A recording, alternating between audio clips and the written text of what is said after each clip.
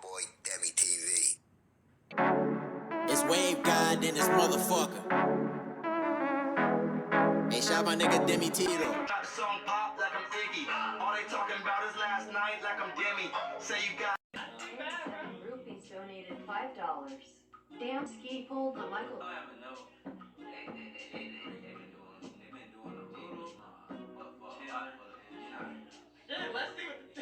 Let's see what the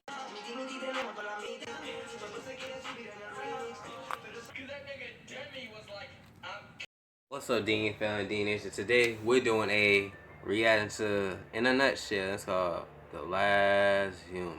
The glimpse into, we're finna see a glimpse into the future, I guess, Dean family.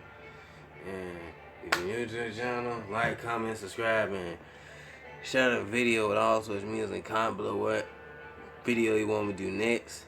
And it's gonna be educational because these videos always be good and innovative and shit, inspirational and good, you feel me? So check out them in the description box below. Check out the Dean TV clothing merch in the description box below. Roll to 50K in the middle and Billy. Don't forget to do us again to the reaction.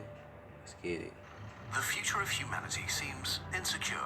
Rapid climate change, political division, our greed and failings make it hard to look at our species with a lot of optimism, and so many people think our end is in sight. But humans have always thought they lived in the end times. Every generation assumes Facts. Ain't never lied. they're important enough to witness the apocalypse, and then life just goes on. True. This is a problem because it leads to short-term thinking and prevents us from creating the best world for ourselves and our descendants. What makes That's this work facts. Living in fear. is that we may actually be living at an extremely critical moment in human history. To understand why, let's look at the temporal window of humanity and ask, when will the last human be born? And how many people will there ever be? Who knows? Literally, who knows? These sorts of estimates come with a lot of uncertainties, so please take them with a gigantic grain of salt. To get a sense of how many people there will be, let's see how many people have already lived. Modern humans arose some 200,000 years ago. They were uniquely good at making tools, telling stories, thinking abstractly, planning and working together in large groups beyond their close family. Still, there were not that many of us. Surpluses of food were scarce, survival was hard, life expectancy was low. It took us 150,000 years to grow to a population of 2 million. Jeez. Improvements were gradual and eventually led to the agricultural revolution, arguably the biggest change in our history. This was when our numbers really started growing. It took 10,000 more years to get to 300 million. Damn. But that increase was dwarfed by the Industrial Revolution. In 1800, there were 1 billion of us. The human population doubled in just 120 years, and then again in 50. Today, we number around 8 billion. We love the love, you know what I mean, yeah. In total, over the last 200,000 years, about 117 billion humans were born and lived, and 109 billion So, also in died, actuality, which means that it's about not really the 7% end of all days. humans The that days ever are lived really are just alive beginning. right now. As many as were born in the first 150,000 years of human history. Every minute, 270 babies join the party. But there aren't just more people. Never before have we been as healthy and well off or lived longer. With growing living standards, our birth rates collapsed. The UN estimates that around the year 2100, we will hit our population peak and there will be 125 million people born each year. It's pretty unlikely that birth rates will stay stable forever, but let's pretend to make our thought experiment simpler. How many people there will be in the future depends on when our species will die out. And here, we find a lot of uncertainties. We are able to destroy ourselves through our own inventions, but we are also able to find solutions to avert catastrophic risk. We can change the direction of planet-killer asteroids, but we've also invented nuclear weapons. We discovered antibiotics, but also carry diseases across the globe in a matter of days. Our industrial system gives us an incredible standard of living, but also changed the atmosphere in the process. It's very hard to say if human ingenuity will prolong or shorten our species' lifespan. create If things something go that badly, our and end do can come something suddenly. chaotic for But the if we manage to environment, avoid something that, like that. we could conceivably stick It's around for a long time. So every day we don't destroy ourselves may mean life for an unfathomable number of humans. How many people are we talking about? It depends on how far our species is going to expand. Scenario 1. Humans will never leave Earth. If we stay on our home planet, a good metric to look at is the extinction rate of animals that we get from the fossil record. The average lifespan of mammalian species is in the region of 1 million years, with some surviving up to 10 million years. Our close relative Homo erectus survived for about 1.9 million years. Let's be conservative and assume that humans will survive for 1 million years, which leaves us 800,000 more years to dawdle away. Assuming a stable birth rate of 125 million people each year, this means there are roughly 100 trillion humans waiting to be born. 850 times greater than the number of people that have ever lived. This would make everybody alive today only 0.008% of all people that will ever live. Jeez. Think about where this leaves you. Talk about 1 in a billion. Instead of putting you at the end of the chaotic mess that was our Put past, you at the it beginning. would mean you live at the very beginning of something big. Crazy. The start of the human story rather than the end. You Doesn't live this in feel something incredibly big. different? And now, consider that this may be an extremely pessimistic estimate. If we match the survival time of the most successful mammals, then our future numbers rise to 1.2 quadrillion people that have yet to be born. And even this seems far from our potential. No. As the sun slowly gets hotter and brighter, Earth will remain habitable for about 500 million years, giving so many more potential people the chance to become actual people. Yeah, that's true. And now, let's begin to think big. Okay, that's that, Scenario what you 2. talking about. Humans will leave Earth. Okay, how that feel? How that We look? went from humans worshipping the moon to humans walking on it. So who knows how much further we can go? If we don't die out within the next few hundred years, ideas that seem outlandish right now become serious considerations. You actually got a point. You have an alarming number of puppets. And they already been talking about Let's make sending this us to puppet Mr. Jet. Mars on some 100 shit. You feel me? If we believe that we have a chance of surviving for maybe millions of years, then we could expand onto the other planets or into our own artificial worlds. Life needs 3 things: a surface, resources, and energy.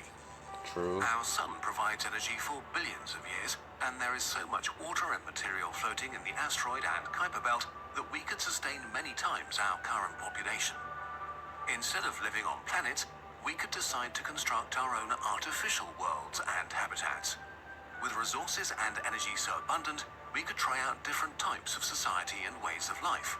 An interconnected civilization spanning the solar system would create the basis of existence for an absurd number of individuals, orders of magnitude more than if we stick to Earth, even if we only existed for a few million years. This future doesn't have to be grim and dark as science fiction likes to paint it.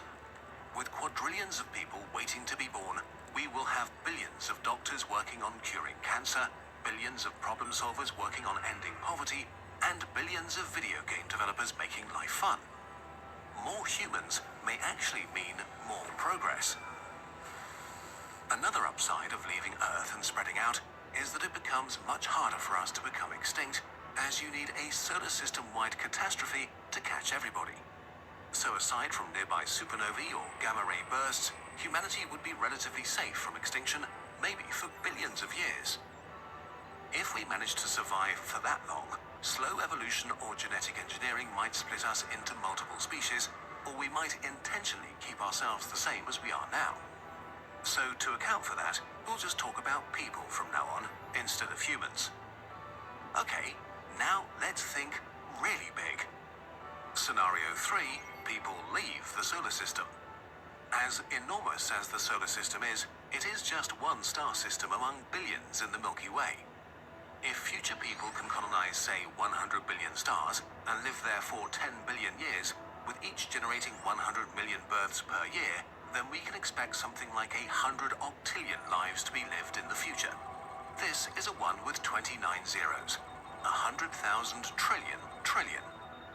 We can spin this up as much as we like. the Andromeda Galaxy will merge with the Milky Way, Damn, adding another trillion stars for us to that's a circle. lot. Red dwarfs stay active for up to 1 trillion years, and future civilizations might even find energy for their habitats around black holes. A sufficiently advanced civilization of our descendants might even try to reach other galaxy groups. While these numbers are mind-blowing, they may underestimate the number of unborn people by many orders of magnitude. If we divide the total energy available in a galaxy by the average energy needs of a single person, then we get a trillion potential lives. 1 million, trillion potential people. Conclusion. Hopefully, what's become evident is that if we don't kill ourselves That's in the next few ridiculous. centuries or millennia, almost all humans that will ever exist will live in the future. Which brings us back to us in the present. We exist at a high point in human history, with incredible possibilities at our grasp. Technological, environmental, and societal. What we do matters for all the people who do not exist yet. So while it's not en vogue to think about humanity's long-term future with optimism, or to think about it at all, maybe this has given you a bit of perspective. If we screw up the present, so many people may never come to exist. Quadrillions of unborn humans are at our mercy. Even if we go with fairly conservative estimates, the unborn are by far the largest group of people and the most disenfranchised. Somebody who might be born in 1,000 or even 1 million years deeply depends on us today for their existence. This is why it's important to think about the distant future and why our presence is so crucial, why it matters what we do What you today. do now matters in the future. So be careful what you're doing, you feel me? Be careful, like, and do something with yourself. Live your life with purpose, cause at the end of the day, you gotta think about it. Who gonna remember you when you gone or not in this, not physical walking in this vessel no more? It's like you wanna be just freaking lived your life and just lived your life just to live it, or you wanna be lived to with purpose, with meaning, be remembered. You feel me? One day, the last human will be born. We don't know when. But if we change our perspective from us living at the end of the human story to us living at the very beginning, we can not only build a wonderful world for us and for them, but also for countless numbers of others. Huge announcement. We're launching Kurzgesagt in 6 more languages: Arabic, Brazilian Portuguese, French, Hindi, Japanese, and Korean, on top of our English, German, and Spanish channels, bringing new perspectives and a love for science to as many people as possible. That's lit. Especially to some- We should appreciate them, you feel me? Hope you guys like this Dean Family, D Nation. Like, comment, subscribe, and share the video on all social medias, and comment below what reaction you want to do next. Check out the original video in the description box below. Roll to 100K, a million, and a billion. See you guys next time. Love you guys. I'm out.